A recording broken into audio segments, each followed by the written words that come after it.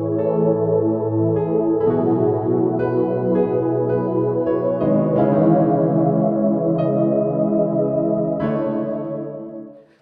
மகிமை உண்டாகட்டும். சில வசனங்களை நாம் இணைந்து வாசிப்போம். மத்தேயு எழுதின சுவிசேஷம் 6ஆம் அதிகாரம் வசனங்கள் 9 முதல் 13 வரை வாசிப்போம்.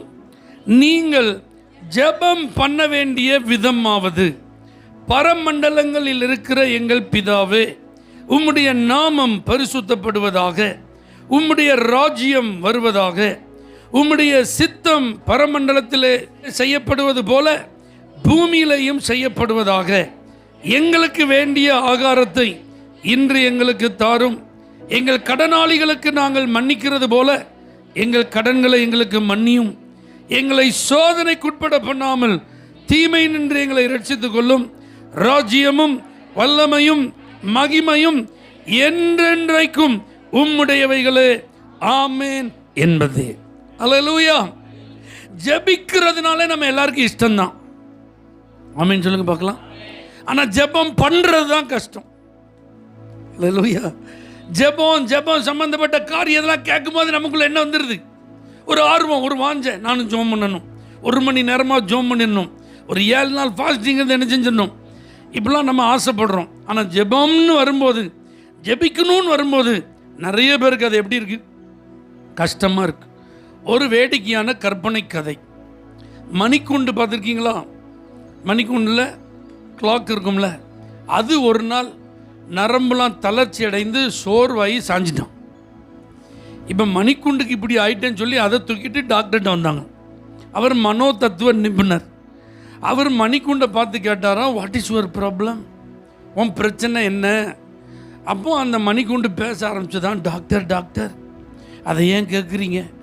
ஒரு தடவை ஒரு நொடிக்கு நான் செயல்படணும்னா டிக்குன்னு இப்படி 2 தடவை என்ன செய்ய வேண்டியது இருக்குது? அடிக்க வேண்டியது இருக்குது. ஒரு நிமிஷத்துக்கு 60 நொடி இல்லை. அப்போ நான் 120 தடவை என்ன செய்ய வேண்டியது இருக்குது? அடிக்க வேண்டியது இருக்குது. 1 மணி நேரத்துக்கு 7200 தடவை டிக்குன்னு என்ன செய்ய வேண்டியது இருக்குது? அடிக்க வேண்டியது இருக்குது. ஒரு நாளைக்கு 1,22,800 தடவை நான் என்ன செய்ய வேண்டியது இருக்குது? அடிக்க வேண்டியது இருக்குது. இப்படி பார்த்தா ஒரு வாரத்துக்கு சுமார் 12 லட்சம் தடவை நான் என்ன செய்ய வேண்டியது இருக்குது? டிக்குன்னு அடிக்க வேண்டியது இருக்குது. இப்படியே கணக்கு பண்ணி பார்த்தா ஒரு வருஷத்துக்கு 6,28,90,000 தடவை நான் அடிக்க வேண்டியது இருக்குன்னு நினச்சேன் பாருங்க. அப்படியே கொலாப்ஸ் ஆகிட்டேன். ஓ, இதுதான் உன் பிரச்சனையா? சிம்பிளாக தீர்த்திடலாம். நீ ஒரு வருஷம் ஃபுல்லாக டிக்குன்னு அடிக்கிறதெல்லாம் கணக்கு போடாத. ஒரு நொடிக்கு அடிக்கிற டிக்கை மட்டும் கணக்கு போடு, எல்லாம் சரியாயிரும் சொல்லி அனுப்புனார். அதே மாதிரி அந்த மணிக்கூண்டு போய் அந்த நொடிக்கு மட்டும் டிக்குன்னு அடிக்கிறத மட்டும் கால்குலேட் பண்ணிகிட்டே இருந்துச்சான். 100 வருஷம் எந்த பிரச்சனையும் இல்லாமல் ஓடிச்சான். அல்லேலூயா. நமக்கு ஜெபம்னு வரும்போது தான் பாரம், கவலை, பயம், இப்படிலாம் நிறைய அழுத்தம் என்ன செஞ்சிருது வந்துடுது. கடைசியில் எதுக்கு ஜெபம் பண்ண, எப்படி ஜெபம் பண்ண, அதெல்லாம் தெரியாமல் குழம்பி போய் கடைசியில் ஏதோ ஒன்றை சொல்லி ஜெபம் பண்ணிட்டு நம்ம எந்திரிச்சு என்ன செஞ்சிடறோம், வந்துடுறோம். அதனால தான் இந்த இடத்துல ஏசப்பா ஜெபம் பண்ண வேண்டிய விதமாவது அப்படின்னு சொல்லி கொடுக்குறார். ஆமேன். ஏசப்பா ஜெபித்தார் அப்படின்னு சுவிசேஷங்களில் 25 முறை பதிவு செய்யப்பட்டிருக்கான். அல்லேலூயா. ஆனால் ஜெபத்தை குறித்து போதித்தார் அப்படின்னு மத்தேயுல 10 தடவை, மார்க்கில் 5 தடவை, லூக்கால 10 தடவை, யோவானில் 3 தடவை போதனைகள், ஜெபத்தை குறித்த போதனைகள் எழுதப்பட்டிருக்கிறதா. ஆமீன். இப்போ இந்த ஜெப போதனைகளெல்லாம் நம்ம வகையறுத்தால் இதை எத்தனை தலைப்புக்குள்ளே கொண்டு வரலாம் அப்படின்னு சொல்லும்போது ஒரு தேவ மனிதர் சொல்கிறாரு, 15 டாப்பிக்கில் ஏசப்பா ஜெபம் பண்ண சொன்னதை என்ன செய்யலாம், கொண்டு வரலாம். அப்போ நீங்கள் 15 டாபிக் இப்போ பேச போகிறீங்களா பாஸ்டர்? நான் இப்போ டாப்பிக்கெல்லாம் என்ன செய்யல, பேச வரல. எத்தனை டாப்பிக்கில் நம்ம ஜெபம் பண்ணலாங்கிறதெல்லாம் என்ன செய்யலை, பேச வரல. எப்படி ஜெபம் பண்ணணும்னு இயேசு சொல்லி தந்தாரோ இந்த ஜெபத்தை நாம் மையமாய் கொண்டு அறிந்திருக்க வேண்டிய காரியம். ஜெபம் பண்ண வரும்போது நம்ம எப்படிப்பட்ட நபர்களாக ஜெபிக்கணுங்கிறத தான் நீங்கள் நான் சொல்லித்தரப்போகிறேன். நீங்கள் நினைக்கலாம், பாஸ்டர் இந்த பரமண்டல ஜெபத்தை சில மெயின் லைன் சர்ச்சஸில் எல்லா சர்வீஸ்லையும் என்ன செய்கிறாங்க, ஜெபம் பண்ணுறாங்களே, நம்ம சர்ச்சில் மட்டும் நீங்கள் ஏன் இந்த ஜெபத்தை செய்ய சொல்லலை, நாம் செய்யலாமா, அதில் ஏதாவது தப்பு இருக்கா அப்படின்னு நீங்கள் கேட்டீங்கன்னா, இந்த ஜெபத்தை தான் நான் வரும் அளவும் நீங்கள் செய்ய வேண்டும் என்று இயேசு சொல்லவில்லை. அல்லேலூயா. ஜெபம் பண்ண வேண்டிய விதம் சொல்லி ஒரு மெத்தடாலஜியை தான் ஆண்டவர் இதில் காட்டியிருக்கிறாரே தவிர, இது அப்படியே ஒவ்வொரு ஜெபத்திலும் நீங்கள் என்ன செய்யணும், இதைத்தான் சொல்லி ஜெபம் பண்ணணும்னு ஆண்டவர் என்ன செய்யலை, சொல்லலை. அதனால தான் நம்முடைய திருச்சபைகளிலே இந்த பரமண்டல ஜெபத்தை நம்ம என்ன செய்கிறதில்ல, சொல்கிறதில்ல. இப்போ சிலருக்கு இது புரிஞ்சுதா, ஏன் நம்ம சர்ச்சில் இந்த பரமண்டல ஜெபம் செய்கிறதில்லன்னு புரிஞ்சுதா? ரைட். இந்த பரமண்டல ஜெபத்தை 2 பகுதியாய் நீங்கள் பிரிக்கலாம். எத்தனை பகுதியாக பிரிக்கலாம்? 2 பகுதியாக. ஒரு பகுதியை நீங்கள் நல்லா பாருங்கள், உம்முடைய உம்முடைய உம்முடையன்னு இருக்கும். அல்லேலூயா. 2வது பகுதியை பாருங்க, எங்களுக்கு எங்கள் எங்களை அப்படின்னு இருக்கும். ஆமென். ஒரு பகுதி உம்முடைய நாமம் பரிசுத்தப்படுவதாக, உம்முடைய ராஜ்யம் வருவதாக, உம்முடைய சித்தம் பரமண்டலத்தில் செய்யப்படுவது போல, அப்படி உம்முடைய உம்முடைய உம்முடைய. செகண்ட் பார்ட் எப்படி இருக்கு? எங்களுக்கு எங்கள் எங்களை, அப்படிதானா? எங்களுக்கு வேண்டிய ஆகாரத்தை இன்று எங்களுக்கு தாரும், எங்கள் கடனாளிகளுக்கு நாங்கள் மன்னிக்கிறது போல எங்கள் கடன்களை எங்களுக்கு மன்னியும், எங்களை சோதனைக்குட்பட பண்ணாமல் தீமை நின்று எங்களை ரட்சித்துக் கொள்ளும். இப்படி 2 பகுதியாக இருக்கு. இந்த பகுதியை குறித்து தான் நான் உங்கள்கிட்ட பேச போறேன். ஃபர்ஸ்ட் பார்ட் உம்முடைய. ஆண்டவர் வரும்போது அதில் சொல்லிக்க முடியும் நாமம் பரிசுத்தப்படுவதா. அப்போ நீங்கள் நல்லா புரிஞ்சுக்கோங்க, நீங்கள் ஜெபம் பண்ண போனாலே நீங்கள் யார்கிட்ட ஜெபம் பண்ண போறீங்கன்னு தெரிஞ்சு அவரை நல்லா புகழ வேண்டும், துதிக்க வேண்டும், அவருடைய மகிமை மகத்துவத்தை நல்ல வாயார சொல்லணும். ஆமென் சொல்லுங்க பார்க்கலாம். அவருடைய நாமத்தை நீங்கள் சொல்லி அவரை உயர்த்தணும். நல்லா புரிஞ்சுக்கோங்க, தேவனை உயர்த்துறீங்கன்னா என்ன அர்த்தம்? உங்களுக்கு இருக்கிற பிரச்சனையை காட்டிலும் உங்கள் தேவைகளை காட்டிலும் அவர் பெரியவர் என்பதை நீங்கள் செயலில் காட்டுறீங்க. நமக்கு வாழ்க்கையில் வராத பிரச்சனையா போராட்டமா, ஒவ்வொரு நாளும் நம்ம சந்திக்கிற ஒவ்வொரு சூழ்நிலைகள் அது டிஃப்ரெண்ட்டாக நமக்கு எப்படி இருக்குது, சேலஞ்சிங்காக தான் இருக்குது. ஆனால் ஆண்டவர்கிட்ட ஜெபம் பண்ண போகும்போது இது எனக்கு பெருசாக இருக்குது, இது எனக்கு பாரமாக இருக்குது, இது எனக்கு பிரச்சனையாக இருக்குது, இது என்னால் தாங்க முடியல, இப்படி போய் நம்ம நிற்காம நம்ம ஜெபத்தில் போன உடனே யாரை உயர்த்தணும்? கர்த்தரை உயர்த்தணும், தேவனை மகிமைப்படுத்தணும். அவருடைய மகிமையின் பிரதாபங்கள் வேதாகமத்தில் எவ்வளவு இருக்கு பாருங்க. அவர் எவ்வளவு அதிசயங்களை செய்திருக்கிறார், அவர் எவ்வளவு அற்புதங்களை செய்திருக்கிறார், தம்முடைய பிள்ளைகள் ஒவ்வொருவரையும் அவர் எவ்வளவு பராமரித்து ஆச்சரியமாய் நடத்தி இருக்கிறார். அதெல்லாம் நினைச்சு அவர் யார் அப்படிங்கிறத புரிஞ்சு நீங்க அவரை நல்ல புகழணும். அல்லேலூயா. அதனால நல்ல ஜெபம் பண்ண போனா நல்ல பிரைஸ் பண்ணுங்க, நல்ல துதிங்க. நீங்க துதிச்சாலே முதல்ல ரிலீஸ் ஆயிருவீங்க. நீங்கள் ஸ்தோத்திரம் பண்ணி கர்த்தரை உயர்த்த ஆரம்பித்தாலே எங்கே படுத்து கிடைக்கீங்களோ அங்கேருந்து கர்த்தர் உங்களை உயர்த்த ஆரம்பிச்சிடுவார். எங்கே மாட்டியிருக்கோ அதை ரிலீஸ் பண்ணி விட்டுருவார். என்ன காரியமோ அதில் கர்த்தர் செயல்பட இறங்கி விடுவார். அதனால் முதல்ல நல்லா புரிஞ்சுக்கோங்க, உங்கள் ஜெபம்னு போய் நீங்கள் உட்காந்துட்டாலே உங்கள் பாதிப்புகளை பிரச்சனைகளை முன்னாடி கொண்டு வராமல் நீங்கள் ஆராதிக்கிற பரிசுத்த தேவனை உங்களுக்கு முன்பாக நிறுத்தி அவரை உயர்த்துங்கள். ஆமென். அடுத்து பார்த்துருக்கு பாருங்க, உம்முடைய ராஜ்யம் வருவதாக. மனம் திரும்புங்கள், பரலோக ராஜ்யம் சமீபத்திருக்கிறது தான் இயேசுடைய பிரசங்கம். அப்போ தேவனுடைய ராஜ்யம்னா அவருடைய ஆளுகை. அப்போ ஜெபம் பண்ண போற நம்மை முதலாவது யார் ஆளுகை செய்யணும்? கர்த்தர் ஆளுகை செய்யணும். நீங்க அதுக்கு தான் ஜெபம் பண்ணணும். உம்முடைய ராஜ்யம் எனக்குள் வரட்டும் ஆண்டவரே. அப்படின்னா என்ன அர்த்தம்? உம்முடைய ஆளுகை என்னில் இருக்கட்டும் ஆண்டவரே. அதை நீங்க எப்படி புரிஞ்சுக்கிடணும்? என்ன நீங்க தான் கண்ட்ரோல் பண்ணணும். என் லைஃப்பை நான் உங்கள் கட்டுப்பாட்டில் கொடுத்துருக்குறேன். என் வாழ்க்கையை வேற எதுவும் என்ன செய்யக்கூடாது, கண்ட்ரோல் பண்ணக்கூடாது. சூழ்நிலைகள், ப்ராப்ளம்ஸ், சிக்னஸ், வேற ஏதாவது இப்போ காரியங்கள், மனிதர்கள், சத்துரு, சாபம், இந்த மாதிரி எதுவும் என்னில் ஆளுகை செய்யக்கூடாது. என்னை நீங்கள் தான் ஆளுகை செய்யணும். உங்களுடைய ராஜ்யம் எனக்குள்ள வரட்டும். ஒவ்வொரு நாளும் நீங்கள் உங்களை கர்த்தருடைய ஆளுகைக்கு ஒப்பு கொடுத்து ஜெபிப்பது அவசியம். அல்லேலூயா. முதல் நீங்க யாரால கண்ட்ரோல் பண்ணப்படணும்? கர்த்தரால கண்ட்ரோல் பண்ணப்படணும். அடுத்தது பாருங்க, நம்முடைய குடும்பம். நம்மை சார்ந்தவர்கள், அவங்களுக்குள்ள தேவனுடைய ராஜ்யம் வரணும். இன்னும் ஆண்டவரை ரட்சிப்புக்குள்ள வராமல், விசுவாசிக்காம, தேவனை தேடாமல், அவர் மேலே நம்பிக்கை இல்லாமல், துன்மார்க்கமா அல்லது பின்மாற்றமா யாரோ எப்படியோ நம்முடைய ஃபேமிலியில் இருக்காங்கன்னா, உங்கள் ஜெபம் உம்முடைய ராஜ்யம் அந்த குறிப்பிட்ட நபருக்குள் வரட்டும்னு பேரை சொல்லி ஜெபம் பண்ணுங்க. அல்லேலூயா. அந்த நபருடைய வாழ்வை சாபம் கட்டுப்படுத்தி கொண்டிருக்கிறது, வியாதி கட்டுப்படுத்தி கொண்டிருக்கிறது, பிசாசு அடிமைப்படுத்தி கொண்டிருக்கிறான். பாரம்பரியங்கள், சடங்காச்சாரங்கள், சம்பிரதாயங்கள், சமுதாய கட்டுகள், இப்படி நிறைய பாதிப்புகள் அவங்களை ஆட்டி படைச்சிட்டு இருக்கு. ஆண்டவரே, நீங்க உங்க ராஜ்யத்தை அவர்களுக்குள் ஸ்தாபியும், உங்க ராஜ்யம் அவர்களுக்குள் வரட்டும் சொல்லி அவங்கள நீங்க குறிப்பிட்டு என்ன செய்யணும்? நீங்க ஜெபிக்கணும். அல்லேலூயா. உங்கள் சொந்தக்காரங்க இன்னும் ரட்சிக்கப்படாமல் இருக்கிறாங்களா, அவர்களை நீங்கள் மனதில் நினைத்து அவங்க மேலே உங்கள் ராஜ்யம் என்ன செய்யட்டும்? வரட்டும். அல்லேலூயா. உங்கள் பிளட் ரிலேட்டிவ்ஸ் நிறைய பேர் இருப்பாங்க, உங்கள் சமுதாயத்தை சேர்ந்தவர்கள், உங்களை அதிகமாக நேசிக்கிறவர்கள், உங்கள் கூட நெருக்கமாக பழகிறவங்க, அவங்க நல்லவங்களாக இருப்பாங்க. ஆனால் ஆண்டவர் அறியாதவங்களை என்ன செய்வாங்க? இருப்பாங்க. ஆண்டவரை சொந்த ரட்சகராக ஏற்றுக்கொள்ளாமல் இருப்பாங்க. அப்படிப்பட்டவர்களை நீங்கள் மனசில் நினைச்சு, ஆண்டவரே உம்முடைய ராஜ்யம் வருவதாக. அல்லேலூயா. உங்க ராஜ்யம் அவங்க வாழ்க்கையில் என்ன செய்யட்டும்? வரட்டும் ஆண்டவரே. அவங்க மனம் திரும்பட்டும். உங்க தெருவை கொஞ்சம் கண்ணோக்கி பாருங்க.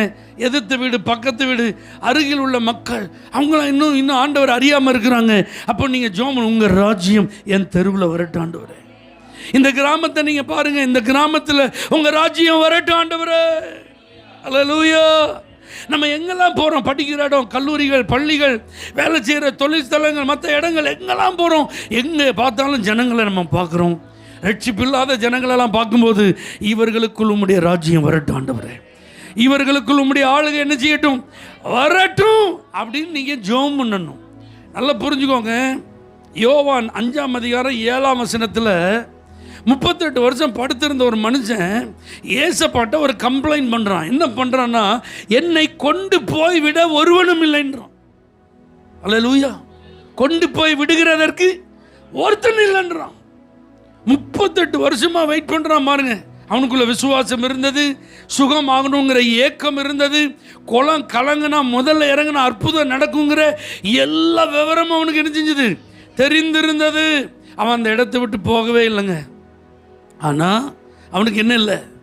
அவன் எதிர்பார்த்த விடுதலை இல்லை. அவன் வாஞ்சித்த சுகம் அவனுக்கு கிடைக்கல. அவன் வாழ்க்கையில் ஒரு அற்புதமும் நடக்கலை.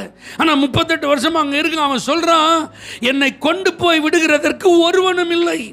அப்போ உம்முடைய ராஜ்யம் வருவதாகன்னு யார் நீங்கள் ஜெபிக்கிறீங்களோ, உங்களை தான் அந்த ஒருவராய் கர்த்தர் பயன்படுத்துவார். எத்தனையோ பேர் நம்ம ஊரில், நம்ம கிராமத்தில், நமக்கு தெரிஞ்சவங்க, நம்ம உறவுகளில் ரொம்ப பக்தியாக இருக்கிறாங்க. நாம கூட அவ்வளோ பக்தியாக இல்லை. நம்ம ஃபாஸ்டிங் இருக்குன்னா நமக்கு ஃபாஸ்டிங்கில் நிச்சயம் இல்லை. ஆனால் அவங்க விரதம் அவ்வளோ தீவிரமாக இருக்கிறாங்க. கடவுளை தேடணும், பக்தியாக அதை தன்னை வெளிப்படுத்தணும் அப்படின்னா அவங்க அவ்வளோ சிரமமாக அதை பார்க்குறதே இல்லை, அதை கஷ்டமாக பார்க்குறதே இல்லை. அதற்காகவே தங்களை அர்ப்பணித்து ஓடுறாங்க. அது இந்த மாதங்கள் பாருங்கள், எல்லா இடங்களிலும் அவர்களுடைய தீவிர ஈடுபாடுகளை நம்ம பார்க்குறோம். ஆனால் முடிஞ்ச பிறகு பாருங்கள், அதே ஏமாற்றம், அதே வெறுமை, அதே பழைய நிலை. அப்போ அவங்களுக்கு உண்மையான தெய்வம் எங்கன்னு அவங்களை கொண்டு போய் விடுறதுக்கு யாரும் இல்லை. அவங்க பரிகாரத்துக்கு தான் அதெல்லாம் செய்கிறாங்க, அவங்க புண்ணியத்திற்காக தான் அதெல்லாம் தேடி போகிறாங்க. அவங்களுக்கு ஏதோ மனதில் ஒரு அமைதி வேணும்னு அதற்காக பிரயாசப்படுறாங்க. ஆனால் அவர்களை கொண்டு போய் விடுகிறதற்கு ஒருவனும் இல்லை. நல்லா புரிஞ்சுக்கோங்க. ஏசுநாதர் சும்மாலாம் ஆளை என்ன செய்ய மாட்டார், கூட்டிகிட்டு வர மாட்டார். நீங்களும் நானும் போய் தான் என்ன செய்யணும், கூட்டிகிட்டு வரணும். நல்லா புரிஞ்சுக்கோங்க. ஆண்டவர்கிட்ட நம்மளை குறித்து யாரும் கம்ப்ளைண்ட் பண்ணிடக்கூடாது. இவங்க என்னை கொண்டு போய் விடலை, இவங்க என்னை கூட்டிகிட்டு போகல, இவங்க எனக்கு இந்த உண்மை என்ன செய்யலை, சொல்லலை. அப்போ யாருக்கு இந்த பாதிப்பு வராதுன்னா, உம்முடைய ராஜ்யம் வருவதாகன்னு யார் இந்த ஜெபத்தை உண்மையாக பண்ணுறாங்களோ அவங்கள கர்த்தர் ஒரு நபரை அவர்கிட்ட கொண்டு வர்றதுக்கு பயன்படுத்துவார். மார்க் 2ஆம் அதிகாரம் 3ஆவது வசனத்தில் பாருங்கள், 4 பேர் சேர்ந்து ஒருத்தனை தூக்கிட்டு வந்துட்டான்.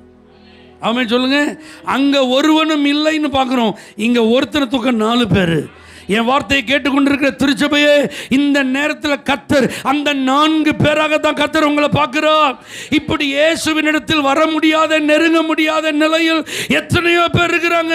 அவர்களை எல்லாம் கொண்டு வரக்கூடிய ஒரு பாரமுள்ள ஒரு நபரா, அவருடைய ராஜ்யம் எப்படியாவது நம் நடுவில் ஸ்தாபிக்கப்பட வேண்டும் என்று ஜெபிக்கிற ஒரு ஆளா, செயல்படுகிற ஒரு ஆளா கர்த்தர் உங்களை பார்க்கிறார்.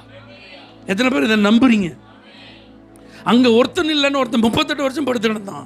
இங்கே ஒரு 4 பேர் சேர்ந்து தூக்கிட்டு வந்துட்டான். உங்களுக்கு அந்த ஹிஸ்ட்ரி தெரியும். இயேசுநாதரை சந்திக்க வீட்டுக்குள்ளே வர முடியல. எல்லா இடமும் பேக்டப்பாக இருக்கு. உள்ள நுழையக்கூடிய இடத்துல திரள் கூட்ட ஜனங்கள், உள்ள அவனை சுமந்து கொண்டு வர முடியல. அப்போ என்ன செஞ்சாங்க? அந்த வீட்டுக்கு மாடியில் ஏறி மேல் கூரை என்ன செஞ்சாங்க? பிரிச்சுட்டாங்க. இப்போ கொஞ்சம் கற்பனை செஞ்சு பார்ப்போம். ஓகே, இப்போ நான் தான் இங்கே கூட்டம் நடத்திட்டு இருக்கேன். ஒரு டெலிவரன்ஸ் பண்ணுறதுக்கு ஒருத்தர் கூட்டிகிட்டு ஸ்பெஷல் கெஸ்ட்டாக என்ன செஞ்சுருக்கேன்? கூட்டம் வந்து அற்புதம் அடையாளம் பயங்கரமாக நடக்கு. அந்த பக்கம் வாசல் வழியாக வர முடியாது, இந்த பக்கம் வாசல் வழியாக வர முடியாது. இருக்கிறது 2 வாசல், ஃபுல்லாக ஜன கூட்டம். இப்போ ஒருத்தர் இது மாதிரி இருந்துச்சு. ஒரு 4 பேர் கூட்டம் வந்திருக்காங்க. இந்த 4 பேர் இப்போ என்ன பிளான் பண்ணுறாங்க? ஷீட்டை பிரிச்சிடும் பாஸ்டர், ஃபால் சீலிங்லாம் என்ன செஞ்சிடும்? ஓப்பன் பண்ணிடும் பாஸ்டர் அப்படின்ட்டு ஒரு முடிவு பண்ணுறாங்க. அப்படின்னா எப்போ முடிவு பண்ணுவாங்க? அதுக்கு எவ்வளவு செலவானாலும் அது எங்கள் பொறுப்பு. பாஸ்டர் ப்ளீஸ், நீங்கள் ஒன்றும் கவலைப்படாதீங்க, அந்த கூரையை நாங்கள் பிரிக்கிறோம், மறுபடி புதுசாக அதை நாங்கள் போட்டு தந்துடுறோம். இந்த சீலிங்லாம் நாங்கள் ஓப்பன் பண்ணுறோம், நீங்கள் பயப்படாதீங்க, மிக நேர்த்தியாக அதை நாங்கள் செஞ்சு தந்துடுறோம். ஆனால் இப்போ எங்களுக்கு இந்த ஒரு மனுஷனுடைய விடுதலை தேவை. அப்படின்னா they are willing to pay the price. உம்முடைய ராஜ்யம் வருவதாகன்னு யார் பாரத்தோட நீங்கள் ஜோமன் ஆரம்பிக்கீங்களோ, நீங்கள் தான் கரையம் செலுத்தவும் தயாராக இருப்பீங்க. அல்லது எவ்வளோ கரையமானாலும் அதை நீங்கள் என்ன செய்ய மாட்டீங்க?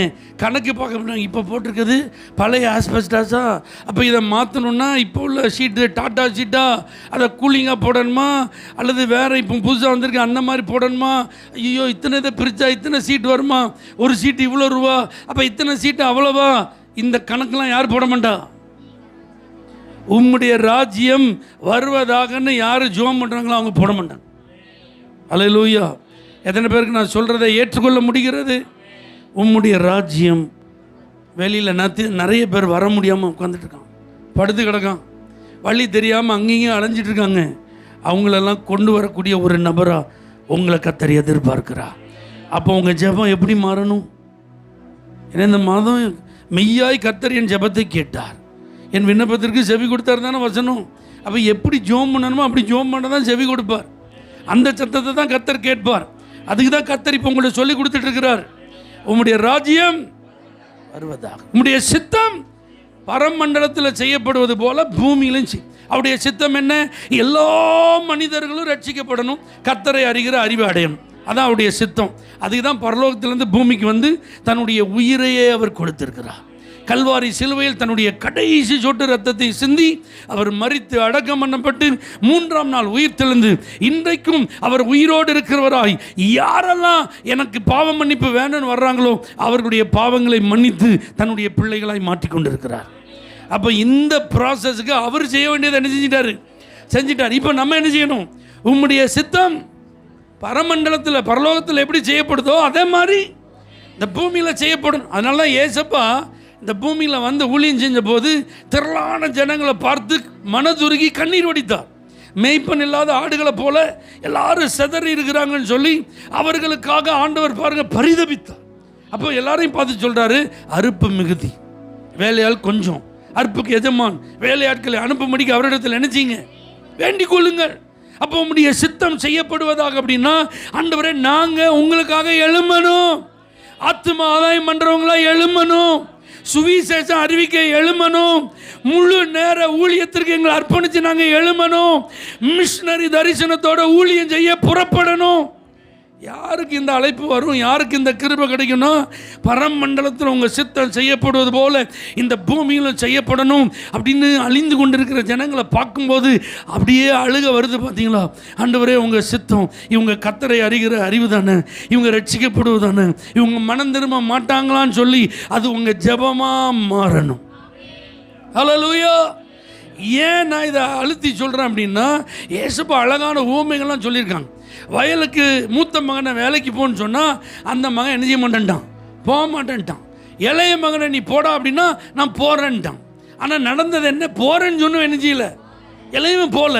ஆனால் மூத்த மகன் போகலைன்னு சொன்னாலும் பிறகு வருத்தப்பட்டு அப்பா சொல்லிட்டாரு அப்படின்னு போயிட்டான். ஆமாம் சொல்லுங்க பார்க்கலாம். அப்போ இந்த சித்தம் செய்கிறவங்களாம் கட்டாயத்தினால செஞ்சாங்கன்னா கதை நடக்காது. அல்லேலூயா. எப்போ பார்த்தா நீ போலையா, நீ சொல்லலையா, நீ என்ன பண்ண, நீ சுவிசேஷம் நீங்க சொன்னாயா, இன்று வேதம் வாசித்தாயோ, இன்று ஜெபித்தாயோ, இன்று ஒரு ஆத்மாவையாவது சந்தித்தாயா, இப்படியே கேட்டு கேட்டு அப்படியே வாங்கிட்டு இருக்கிற ஆளாக இருந்தா எத்தனை நாள் கேட்குற ஆள் இல்லைன்னா அதுக்கப்புறம் செய்கிறதுக்கு என்ன இருக்காது, ஆள் இருக்காது. அப்படி இருக்கக்கூடாது. ஆமீன் சொல்லுங்க பார்க்கலாம். அல்லேலூயா. அன்பின் அடிப்படையிலையும் உறவின் அடிப்படையில் எழும்பணும். ஆமேன். ஏன்னா ஒரு காலத்தில் இந்த காணியாட்சிக்கு புறமா நான் இருந்தேன், இருளில் நான் இருந்தேன், சாப பிடியில் நான் இருந்தேன், சத்துருவின் வல்லமையில் நான் பாதிக்கப்பட்டேன். ஆனால் அவருடைய அன்பு என்னை தேடி வந்தது, அதனால நான் விடுவிக்கப்பட்டேன். அன்னைக்கு துன்மார்க்கனா இருந்தேன்னா இன்னைக்கு நீதிமானாய் மாறி அவருடைய பிள்ளைங்கிற உறவுல ஆண்டவர் என்ன கொண்டு வந்திருக்கிறார். எனக்காக அவர் உயிரே தந்திருக்கும் போது இந்த பூமியில் அவருடைய சித்தம் செய்ய என்னை நான் அர்ப்பணிக்காமல் இருப்பது எப்படி? அல்லேலூயா. அப்போ உங்களுடைய சித்தம் அங்க செய்யற மாதிரி செய்யணுங்க. உங்க கண்களை எடுத்து பாருங்க, உங்க தெருவை பாருங்க, அங்க ஜனங்கள் எப்படி வாழ்றாங்க பாருங்க, கிராமத்தை ஏறெடுத்து பாருங்க, அங்கே உள்ள மக்களுடைய வாழ்க்கை, அவருடைய லைஃப் ஸ்டைல் எப்படி இருக்குன்னு பாருங்க. இவங்கெல்லாம் ரட்சிக்கப்படாமல் நரகத்துக்கு போயிட்டாங்கன்னா இதுக்கெல்லாம் யாரு கணக்கு கொடுக்கணும்? யோசிச்சிருக்கீங்களா? அப்போ நம்ம ஜெபம் உம்முடைய சித்தம் அங்கே செய்கிற மாதிரி. ஏன்னா இயேசு வருகிறதற்கு முன்பு எல்லா மனிதரும் இந்த சுவிசேஷத்தை கேட்டிருக்கணும். அல்லேலூயா. அதுக்கு தான் இன்னும் அவர் தாமதிக்கிறார். அப்போ ஜெபிக்கிறதுல ஆண்டவரே உங்கள் சித்தம் எல்லா மனிதரும் ரட்சிக்கப்படட்டும். இது முதல் பகுதி. அல்லேலூயா. இப்போ ரெண்டாவது பகுதி எங்களுக்கு வேண்டிய ஆகாரத்தை இன்று எங்களுக்கு ஃபிசிக்கல் நீட்ஸ், சரீர தேவைகள். சரீர தேவைக்காக ஜெபம் பண்ணுங்க. அவர் உங்களுடைய பரம தகப்பன். ஆமென் சொல்லுங்க. நம்முடைய பெற்றோர்கள் நமக்கு நல்ல ஈவுகளை கொடுக்கிறார்கள். அப்போ அதை காட்டிலும் அவர் நமக்கு அதிகமாக கொடுக்க வல்லவர். புரியுதா? அப்போ உங்களுக்கு என்ன தேவையோ அந்த தேவையை அவரால் சந்திக்க. 40 வருஷம் இஸ்ரவேல் ஜனங்களை வனாந்தரத்தில் லட்சக்கணக்கான மக்களை போஷித்தவர் உங்கள் வீட்டில் இருக்க 4 பேரை போஷிக்க முடியாதா? அவ்வளோ பேரை உடுத்து வித்தவர் உங்கள் 4 பேருக்கு உடுத்த ஒன்றும் தரமாட்டாரா? அன்னைக்கு வேண்டியதை கொடுத்து அழகாக பராமரித்தவர் ஒவ்வொரு நாளும் காட்டு புஷ்பத்தையும் ஆகாயத்து பறவைகளையும் போஷித்து காப்பாற்றுறாரு. உங்களெல்லாம் காப்பாற்ற மாட்டாரா? அவர் யெகோவா ஈரே அல்லவா? அதனால் தேவைக்காக பயப்படாதீங்க, அழாதீங்க, குழம்பாதீங்க, நம்பிக்கை இழக்காதீங்க. அவர்கிட்ட போங்க, எனக்கு இதுதான் தேவைன்னு சொல்லுங்கள், அந்த தேவையை அவர் சந்திப்பார். அல்லேலூயா. Physical need. இந்த பூமியில் வாழும்போது சரீர ரீதியாக உங்களுக்கு என்னென்ன தேவைகள் இருக்கோ அதை நீ கேளு, நான் உனக்கு கொடுக்குறேன்னு இருக்கிறார். சுகம் வேணுமா ஆண்டோட கேளுங்க, வேலை வேணுமா ஆண்டோட கேளுங்க, கல்யாணம் நடக்கணுமா ஆண்டோட கேளுங்க, குழந்தை பாக்கியம் வேணுமா ஆண்டோட கேளுங்க, கவர்மெண்ட் வேலை தான் வேணுமா அதையும் கேளுங்க, சொந்த வீடு வேணுமா அவர்கிட்ட கேளுங்க, கணவர் ரட்சிக்கப்படணுமா அதை கேளுங்க, அல்லது உடலில் இருக்கிற பலவீனம் நீங்கணுமா கேளுங்க. என்ன தேவையோ இந்த உலக வாழ்வில் உங்கள் சரீர ரீதியான அத்தனை தேவைகளுக்கும் நம்முடைய ஆண்டவர் போதுமானவர். ஒருத்தருக்கும் ஒரு குறை வைக்க மாட்டாருங்க. கர்த்தரை தேடுறவங்களுக்கு ஒரு நன்மை என்ன செய்யாது, குறைவுபடாது. அவருடைய ராஜ்யத்தை தேடி அவருடைய நீதியின்படி வாழ்கிற உங்களுக்கு எல்லாம் எக்ஸ்ட்ரா தான் கூட கொடுக்கப்படும். அதனால் சரீர ரீதியான தேவைக்காக யாரும் கவலைப்படாதீங்க. எண்ணத்தை உண்போம், எண்ணத்தை உடுத்துவோம் என்று நாளை தினத்துக்காக யாரும் என்ன செய்யாதீங்க, கவலைப்படாதீங்க. உங்கள் பரமபிதா நீங்கள் கேட்பதற்கு முன்பே உங்கள் தேவை என்ன என்பதை அவர் அறிந்திருக்கிறார். அல்லேலூயா. ரெண்டாவது, எங்கள் கடனாளிகளுக்கு நாங்கள் மன்னிக்கிறது போல எங்கள் கடன்களை எங்களுக்கு இது சோல் நீட். இது ஆத்ம தேவை. ஆத்மா நல்லா ஃப்ரீயாக இருக்கணும். நல்லா புரிஞ்சுக்கோங்க, இதுதான் ரொம்ப முக்கியமான ஒரு ஏரியா. எது ஃப்ரீயாக இருக்கணும்? பைபிள் சொல்லுது, மனுஷன் உலகம் முழுவதும் ஆதாயம் பண்ணாலும் இந்த ஆத்மாவை நஷ்டப்படுத்திட்டான்னா அவனுக்கு ஒரு லாபம் கிடையாது. அப்போ இந்த ஆத்மா ஜெபம் பண்ண போகிற ஒவ்வொருத்தருக்கு எப்படி இருக்கணும்? ஃப்ரீயாக இருக்கணும், விடுதலையாக இருக்கணும். அதனால தான் அவர் சொல்கிறாரு மன்னிப்பு அப்படின்னு. எங்கள் கடனாளிகளுக்கு நாங்கள் மன்னிக்கிறது போல எங்கள் கடன்களை எங்களுக்கு. அப்போ நாங்கள் மன்னிக்கிறோன்னு நம்ம சொல்கிறோம் அப்படின்னா நம்மளாம் யாராக இருக்கணும்? மன்னிக்கிறவங்களா இருக்கணும். ஒரு அலையிலையா சொல்லுங்க பார்க்கலாம். அப்பதான் ஆண்டவர் நம்முடைய தவறுகள் என்ன செய்வார். பாஸ்டர் இங்கே பாருங்க, நான் ரட்சிக்கப்பட்டதுக்கு முன்னாடி தான் தப்பு பண்ணேன், ரட்சிக்கப்பட்டதுக்கு அப்புறம் தப்பை என்ன செய்யலை, பண்ணலை, அதனால எனக்கு பாவ மன்னிப்பே தேவையில்லை. அப்படி யாராவது இருக்கீங்களா? அப்படின்னா உங்களை நான் பார்க்க விரும்புகிறேன், உங்களுக்காக கர்த்தரை நான் துதிக்க விரும்புகிறேன். டெய்லி ஏதாவது பண்ணிடுறோம். அப்போ நீங்கள் கண்டிப்பாக ஆண்டவர்கிட்ட போய் என்ன கேட்கணும்? அப்போ மன்னிக்கப்படணும்னு எத்தனை பேருக்கு ஆசை இருக்குது? நீங்கள் மன்னிக்கப்படணும்னா மற்றவர்களை நீங்கள் மன்னிக்கணும். இவங்களெல்லாம் என்னால் நினைச்ச முடியாது. I am sorry God, I am sorry pastor அப்படி சொல்லிட்டீங்க அப்படின்னா உங்கள் சின்ஸ் நெவர் பி ஃபர்கிவன். ஒரு நாளும் அது மன்னிக்கப்படாது. சரியா?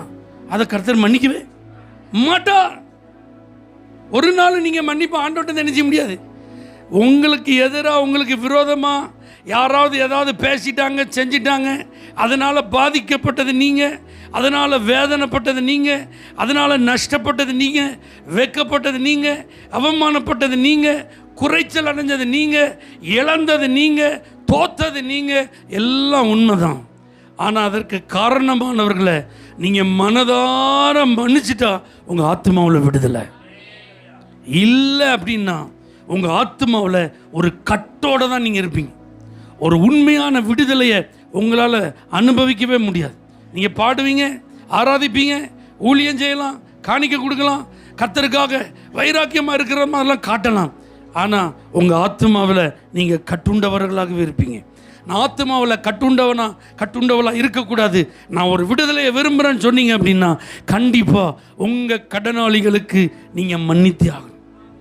உங்களுக்கு எதிரானவர்களுக்கு, உங்களுக்கு விரோதமானவர்களுக்கு, உங்கள் பகைஞர்களெல்லாம் நீங்கள் என்ன செய்யணும்? நமக்கு விரோதி, பகைஞன், சத்துருன்னு ஒரு ஆள் இருந்தால் அது யார் மட்டும்தான் இருக்கணும்? ஒரே ஒரு ஆள் தான். யார்? பிசாசு, சாத்தான். வேறு யாருமே நமக்கு யார் கிடையாது, சத்துரு கிடையாது. அதனால தான் மேத்யூ 5ஆம் அதிகாரத்தில் 44வது வசனத்தில் இந்த ஆசீர்வாதம் உங்களுக்கு வேணும்னா 4 விஷயத்தை ஆண்டவர் செய்ய சொல்கிறார். அதை மட்டும் வேகமாக வாசிச்சிருமா? நான் உங்களுக்கு சொல்கிறேன், உங்கள் சத்துருக்களை சிநேகியுங்கள். ஐயோ, உங்களை நேசிக்கிறவர்களை சிநேகிங்கள்னா எவ்வளோ சந்தோஷமாக இருக்கும். உங்களை பார்த்து நான் உன்னை நேசிக்கிறேன்னா நம்மளும் சொல்லுறான், நானும் உன்னை நேசிக்கிறேன், ஈஸியாக சொல்லிடலாம். ஆனால் அவன் யாரு? அவன் சத்துரு. அவனெல்லாம் என்னால் என்ன செய்ய முடியாது. நீங்கள் வேறு எதுனாலும் சொல்லுங்கள் பாஸ்டர், இப்போவே செய்கிறேன், ஆனால் இதை மட்டும் சொல்லாதீங்க. அல்லேலூயா. ஆனால் நீங்கள் சத்துருவை சிநேகிச்சு தான் ஆகணும். நீங்கள் ஆத்மாவில் விடுதலையாக இருக்க விரும்பினா, உங்கள் ஜெபம் ஆன்சரபுளாக மாறணும்னா, உங்கள் சத்தத்தை கர்த்தர் கேட்கணுன்னா, உங்கள் சத்துருவை சொல்லுங்கள். நல்லா புரிஞ்சுக்கோங்க, கண்டிப்பாக உங்களை சீன்றவன் ஒருத்தர் இருப்பான், உங்களை டிஸ்டர்ப் பண்ணுற ஒரு ஆள் இருப்பான், எங்கேயாவது இருப்பான், வீட்டில் கூட இருக்கலாம். அல்லேலூயா. ஆனால் நேசிச்சிருங்க. ஆண்டவர்கிட்ட சொல்லிடுங்க, உங்கள் அன்பை என் உள்ளத்தில் ஊற்றிருங்கப்பா. நான் இவங்களை விரோதிக்க விரும்பலை, பகைக்க விரும்பலை, இவங்க மேலே கோபத்தோட கசப்போட நான் இருக்க விரும்பலை, அவங்க மேலே நான் அன்பாக இருக்க ஆசைப்படுறேன், எனக்கு அந்த சிநேகிக்கிற கிருபையை தந்துருங்க சொல்லி பாருங்க, கர்த்தர் உதவி செய்வார். மனிதர்கள் அது கூடாது தான். ஏன்னா நம்மளாம் ஜென்ம சுபாவத்தில் தானே இருக்கோம். By nature it is very difficult. புரிஞ்சுக்கோங்க, இதெல்லாம் உண்மை. கண்டிப்பாக அதெல்லாம் நிச்சய முடியாது. ஆனால் கர்த்தர்கிட்ட நீங்கள் போய் கிருபை கேட்கணும். இந்த ஆத்மாவில் நான் விடுதலையாக இருக்க விரும்புகிறேன், என் சத்துருவை நான் சிநேகிக்கணும். அடுத்து பாருங்க, சபிக்கிறவங்கள அவன் சபிச்சுட்டான், வயிறு எரிஞ்சு என்னை பார்த்து என்ன செஞ்சான், இப்படி பேசிட்டான், அவனை போய் நீங்கள் ஆசீர்வதிக்க சொல்றீங்களே, அவன் நாசமாக போகணும் மாஸ்டர், அவன் விளங்காமல் போகணும், அவன் கட்டமண்ணா போகணும், அவன் ஒன்றும் இல்லாமல் போகணும், அவன் அப்படி ஆயிடணும், அவன் இப்படி ஆயிடணும் அப்படின்னு நம்ம நினைக்கவும் கூடாது, பேசவும் கூடாது. நீங்கள் நல்லா புரிஞ்சுக்கோங்க, நாம் நீதிமான்கள் தானே. அப்போ நம்மளை ஒருத்தன் சபிச்சிட்டான், நம்ம நல்லவங்க, நம்ம எதுவுமே செய்யலை, அப்போ காரணம் இல்லாமல்கிட்ட சாபம் தங்காது. பிறகு ஏன் ஒரி பண்ணுறீங்க? அதனால் என்ன செய்யுங்க, நேராக போங்க. அவன் சாபமாக போட்ட வார்த்தையெல்லாம் மைண்டை கொண்டு வராதிங்க, அதே உட்காந்து மெடிடேட் பண்ணாதீங்க. நல்லா 2 கையை உயர்த்துங்க. என்னென்ன வாக்கு தத்தம்லாம் உங்களுக்கு தெரியுமோ அதெல்லாம் சொல்லி அவனை ப்ளஸ் பண்ணுங்க. அந்த சோன்ஸோ வாழாக்காம தலையாக்கிருங்க ஆண்டவர், அந்த குறிப்பிட்ட நபரை கீழாக்காம மேலாக்கிருங்க ஆண்டவர். அல்லேலூயா. அவன் நீர் பாய்ச்சலான தோட்டத்தை போல, வற்றாத நீரூற்றை போல இருக்கட்டும் ஆண்டவர். அவன் தலையை நீங்கள் உயர்த்திருங்க ஆண்டவரே, அவன் எல்லையை நீங்கள் விரிவடைய பண்ணிருங்க ஆண்டவரே. அவன் இப்போ இருக்கிற காட்டில் 1000 மடங்கு அவனை ஆசீர்வச்சிருங்க ஆண்டவரே. சொல்லிகிட்டே இருங்க. சொன்ன ஆசீர்வாதத்துக்கு பாத்திரவான அவன் இருந்தா அது அவனுக்கு, அவன் பாத்திரவானா இல்லைன்னா அது உங்களுக்கு. Already you are blessed. இப்போ எக்ஸ்ட்ரா பிளஸிங் வருது. ஏன்னா நீங்க மனப்பூர்வமா அவனை பிளஸ் பண்ணிருக்கீங்க. He is unworthy. அவன் அதற்கு தகுதி உள்ளவன் அல்ல. ஆனா அந்த அத்தனை ஆசீர்வாதத்தையும் கர்த்தர் உங்க தலை கொண்டு வந்துடுவார். புரியுதா? ஆத்மாவில் விடுதலை. சபிக்கிறவங்களை ஆசீர்வச்சிருங்க. பகைக்கிறவங்களுக்கு அவன் தான் பகைச்சிட்டானே, என் உறவு வேண்டான்னு போயிட்டானே, என்னை விட்டு பிரிஞ்சு போயிட்டானே, இனிமே எதுக்கு நான் அவனுக்கு நிழலா இருக்கணும், இனிமே எதுக்கு நான் அவனுக்கு ஹெல்ப் பண்ணணும், அதான் உதறிட்டு போயிட்டானே. இல்லை, அவங்களுக்கும் நன்மை செய்ய கர்த்தர் ஒரு வாய்ப்பை தருவார். செஞ்சிருங்க, வாய்ப்பை பயன்படுத்திடுங்க, மிஸ் பண்ணிடாதீங்க. செஞ்சிட்டீங்கன்னு வச்சுக்கோங்க, அது வரைக்கும் ஒரு கட்டு இருந்து பார்த்தீங்களா உடஞ்சிடும். ஆமென் சொல்லுங்க பார்க்கலாம். அடுத்தது, உங்களை நிந்திக்கிறவர்களுக்காக துன்பப்படுத்துகிறவங்களுக்காக ஜெபம் பண்ணுங்க. 4வது என்ன செய்யணுமா? ஜெபம். சிநேகிக்கணுமா, ஆசீர்வதிக்கணுமா, நன்மை செய்யணுமா, ஜெபம் பண்ணணும். ஆத்மாவில் விடுதலை வேணும்னா இதெல்லாம் செய்யணும். அல்லேலூயா. இப்போ தான் லாஸ்ட்டாக ஆண்டவர் சொல்கிறார் ஜெபம் பண்ணுன்றாரு. ஏன் இதை சொல்கிறார் தெரியுமா? செலவனை நீங்கள் எந்த விதத்துலையும் கட்டுப்படுத்தவே முடியாது. நீங்கள் என்ன செஞ்சு பாருங்கள், அவன் ஒரு வழிக்கு என்ன செய்ய மாட்டான், வரமாட்டான். இப்போ அதை நம்மளால் என்ன செய்ய முடியல, சமாளிக்க முடியல. அதனால இப்போ என்ன செய்கிறோம், ஆண்டவரே இதை ஹேண்டில் பண்ண முடியலை, நீங்கள் டீல் பண்ணுங்க. அல்லேலூயா. அப்போ கர்த்தர் உங்கள் சத்துருக்களை சங்கரிப்பார். அப்போ இது யார் டீல் பண்ணுறா? உனக்கு விரோதமாக அவன் உருவாக்குற ஆயுதத்தை நான் இப்போ வாய்க்காமல் போகணும்.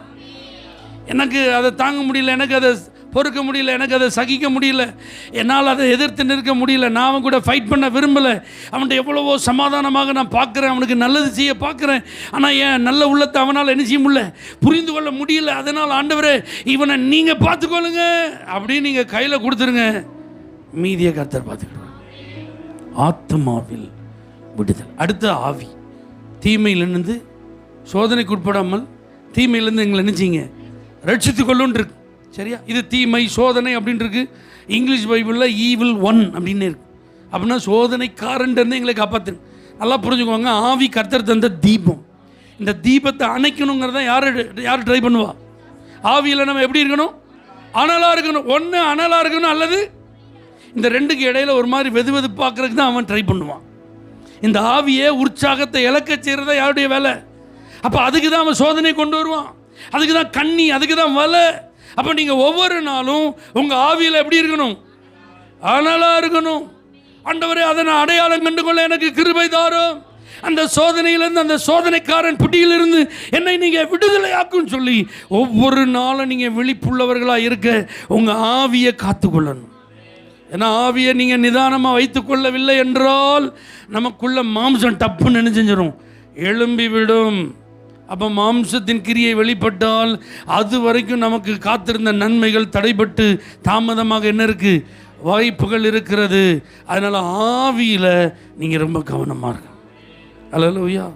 இதான் நம்முடைய பகுதி. இதனால தான் ஆண்டவர் சொல்கிறாரு ஜெபம் பண்ண வேண்டிய விதமாவது. அப்போ நீங்கள் ஜெபம் பண்ண போகும்போது இப்படி என் லைஃப் ஆஃப் ப்ரேயர் இருக்கா, என் ஸ்டைல் ஆஃப் ப்ரேயர் இருக்கா அப்படிங்கிறத செக் பண்ணி எதை கிளியர் பண்ணணுமோ அதை நீங்கள் கிளியர் பண்ணி பாருங்கள். உங்கள் ஜெபங்களுக்கு வானம் திறந்திருக்கும். நீங்கள் கூப்பிட்ட உடனே மகனே மகளேன்னு கர்த்தர் மறு உத்தரவு கொடுப்பார். கண்களை மூடி நாம் ஜெபம் பண்ணுவோம். ஆண்டவரே உங்கள் பகுதியில் நாங்கள் செய்ய வேண்டியதை நாங்கள் செய்ய, எங்கள் பகுதியில் நாங்கள் செய்ய வேண்டியதை நாங்கள் செய்ய எங்களுக்கு கிருபை தார், எங்களுக்கு பலன் தாரும் ஆண்டவரே. நான் இப்படி ஜெபம் பண்ண விரும்புகிறேன்னு சொல்கிறவங்க உங்கள் கைகளை உயர்த்தி நல்லா கர்த்தரை ஸ்தோத்திரம் பண்ணுங்க. ஆண்டவரை துதிக்கணும். அப்படி ராஜ்யம் எல்லா இடத்துக்கு வரணும், அப்படியே சித்தம் செய்யப்படணும். அன்றன்றைக்கான தேவைக்கு அவரை தான் நம்ம சார்ந்து இருக்கணும். ஆத்மாவில் ஒரு விடுதலையோடு எப்பொழுது இருக்கணும். ஆவியில எப்பொழுதும் அனலா இருக்கணும். எந்த கண்ணியிலே சிக்கிடக்கூடாது, எந்த பாவ சோதனையிலே மாட்டிடக்கூடாது. சபிக்கப்பட்ட சத்துரு நமக்கு விரிக்கிற வலைகளிலே நாம் சிக்கிவிடாதபடி ஆவியிலே அனலா இருக்க கர்த்தர் கிருபை தரணும். எனக்காக ஜெபம் பண்ணுங்க. பாஸ்டர் சொல்றவங்க நல்ல கையை உயர்த்தி கர்த்தரை ஸ்தோத்திரம் பண்ணுங்க. பரிசுத்த ஆவியானவரே, உம்முடைய பிள்ளைகளை நீர் ஆளுகை செய்வீராக. உம்முடைய வாழ்க்கை முழுவதை நீர் பொறுப்படுத்தி நடத்துவீராக. ஜெபங்களுக்கு பதில் தருகிற தேவன், விண்ணப்பங்களின் சத்தத்தை கேட்டு அற்புதம் செய்கிற தேவன், பிள்ளைகளுடைய ஜெபங்களின் மீது பிரியமாயிருந்து பதில் அளிப்பீராக. இயேசுவின் நாமத்தில் பிதாவே, ஆமென். For prayer contact Pastor J. Kumar, El Shaddai Ministries, 9500252586, Surandai.